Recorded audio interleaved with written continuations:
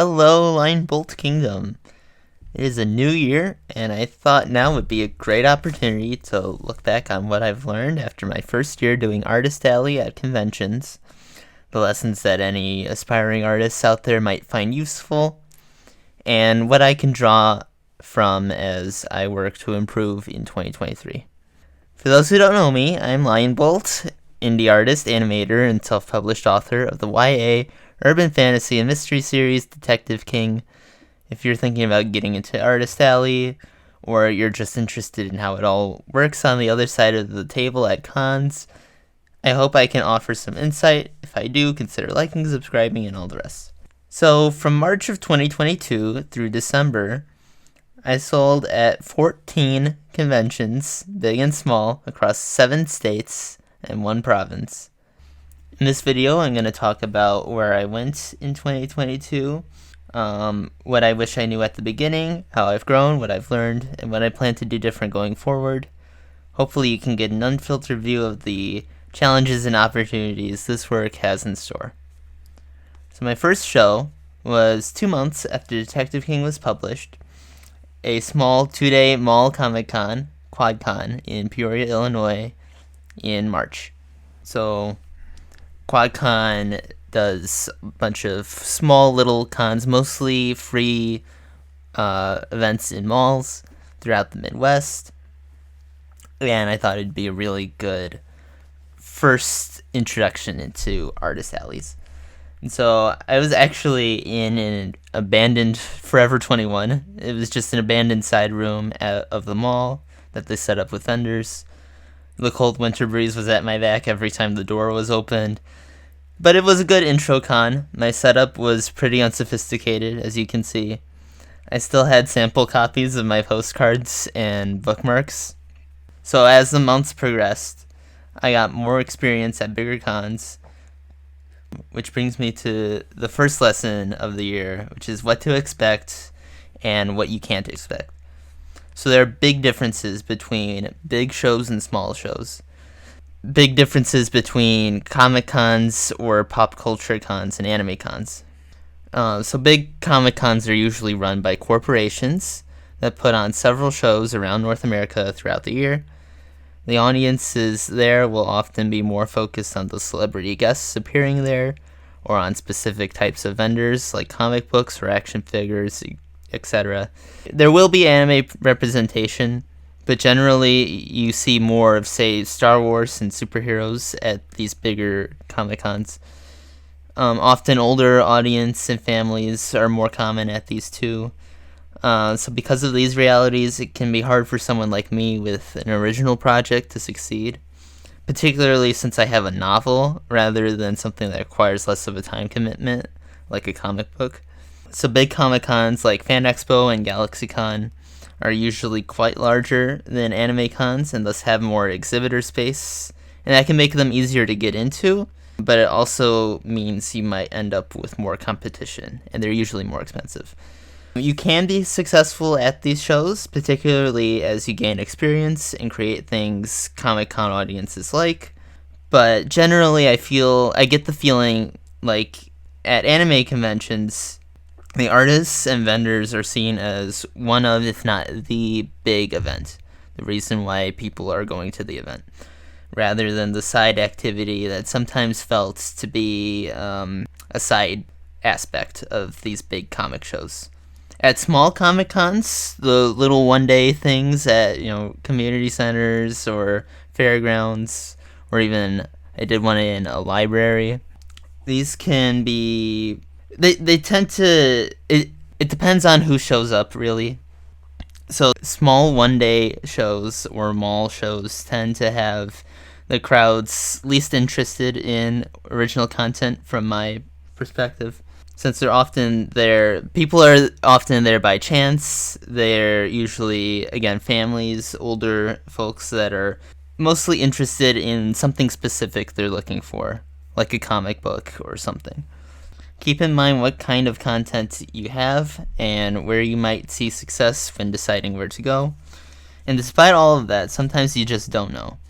So I did PopCon Indie. It was the first con that I got into. the first one that I scheduled. I had done a few shows already by this convention in June. And while it was a pop culture convention, while I was there, it felt more like an anime convention. The guests that were there were more geared towards an anime crowd, I felt. Like the cast of Ruby. So I felt optimistic going into it. And yet it's probably the worst con I had all year, at least in terms of the feeling that I got. Because I only sold a few copies, and almost no one was even giving me a second glance. I had other bad shows, but this was probably the one where I had the least engagement. There wasn't a lot to really feel good about, sadly. If you happen to have met me at this show, however, I appreciate you more than I can tell, and I thank you for your support. But it still perplexes me what happened at that con. Perhaps the other authors a couple of tables down sucked up all my potential customers, or perhaps the crowd just wasn't into my stuff. And sometimes you just don't know. Going to different places, the different audiences you might encounter, you just don't know. But at every show I at least learned lessons and grew, and PopCon Indy was no exception. So let's talk about my setup for a while. It's evolved quite a lot. Often it would evolve throughout the day at conventions. I started doing sketch art on a whim at GalaxyCon Richmond, and I've done so at every con since. They usually go on the front of my table, while my sticker sketches go on the grid cube that I introduced in December. Before that, they would usually just lie flat on the table. I play the Detective King trailer on loop for as long as my devices can stay charged. Only small shows like at colleges or libraries tend to provide electricity free of charge, and usually it's pretty darn expensive buying from the convention centers. Starting this year, I'll have a backdrop for my prints behind me. Before, they also went on the front of the table because I didn't have many. I think I finished the year with 5. I think I had 5 prints. So very early in my Artist Alley career, at least for prints. Everything else is mostly Detective King related: the books, the postcards, and the banner behind me or beside me. So the books and the postcards will go on the table. I have a little stand for my postcards. And then bookmarks and buttons will have like a little container, bought at Happy Lobby. Easy. I've also got buttons, which I'll be making more of, and I think those will go on like a nice like corkboard kind of setup. Financial picture. I'm not counting travel expenses because that would be a little too depressing. I am about negative $370 for the con season, after material expenses, table costs, and sales tax. So, a little rough. My best show, by far, was Anime Central in May, where I earned $172. I wasn't even originally meant to be in Anime Central. I applied, and I did not get in through the lottery, but I went with my friends just as a regular attendee.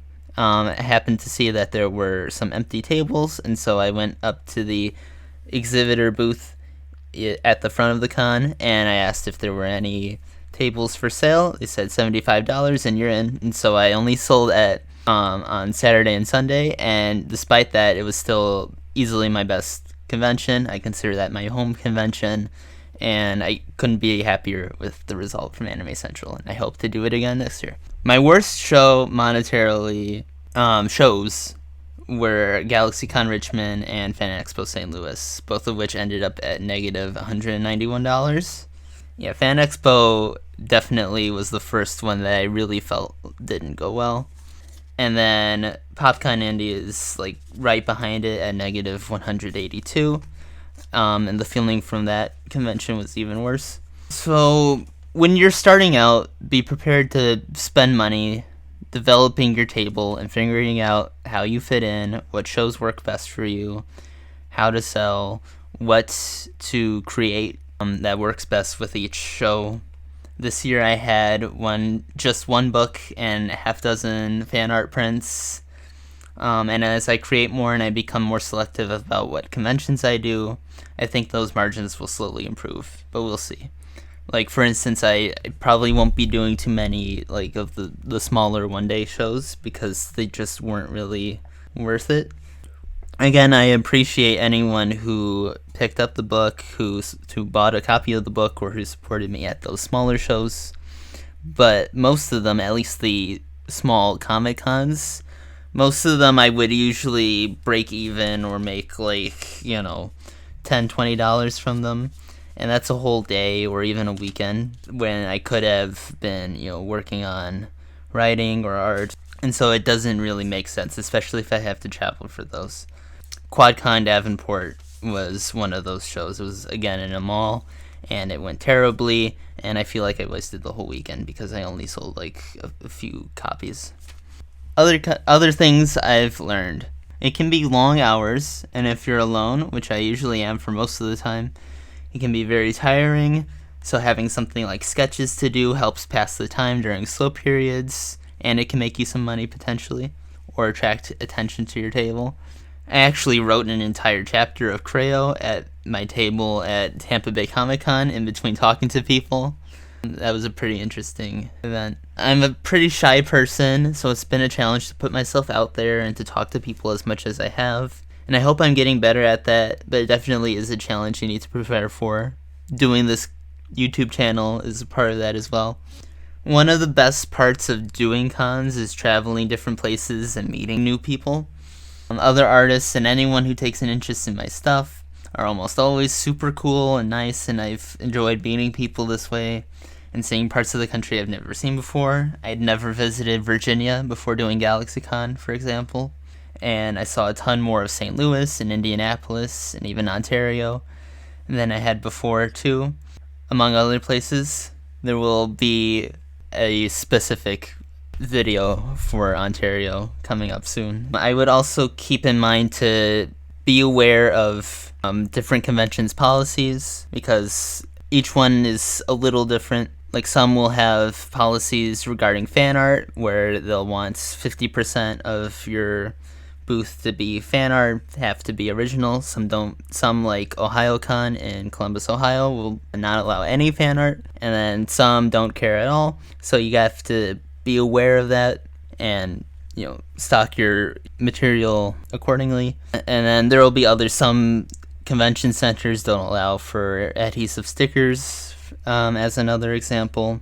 So having those in your portfolio might tank your chances of getting into cons with that policy. So it's something to keep in mind. It's also important to keep in mind the different methods by which conventions accept artists. There's 3 different methods to it. There's first come, first serve, where just if you apply and there are open spaces, then you will get in. You just have to pay. A lot of the bigger Comic Cons most Comic Cons are like that, pop culture cons. And a lot of the smaller shows are like that too. Then there's lottery, where it's just like a pure random chance, often separated by category. So if you're an author, you'll be competing with like other authors. And if you're like a print artist or like a crafter who like knits stuff, then there will be categories for that, and it'll just be a lottery. And then there will be juries, which is I'm finding to be a lot more popular. A lot of anime conventions are either lottery or jury, and the jury is just, they'll evaluate your stuff, and they'll compare you against the other applicants, and maybe you'll get in if your stuff is good and it creates a diverse enough artist alley where people aren't selling, all the same stuff, So it'll be kind of more of a curated collection. So it's not easy. It's a journey, a work in progress. But it's been a pretty cool year, and I hope to expand, get better, gain more readers and friends throughout 2023. I hope this was informative and useful. I'd love to make more videos on this topic, so if you like content like this or have con-related questions or experiences you'd like to share, I'd love to hear from you in the comments. I'd really appreciate any likes, and please subscribe for more. Info on my upcoming con schedule and on Detective King will be in the description. Thank you for watching, and I'll see you in the next video or at a con sometime soon.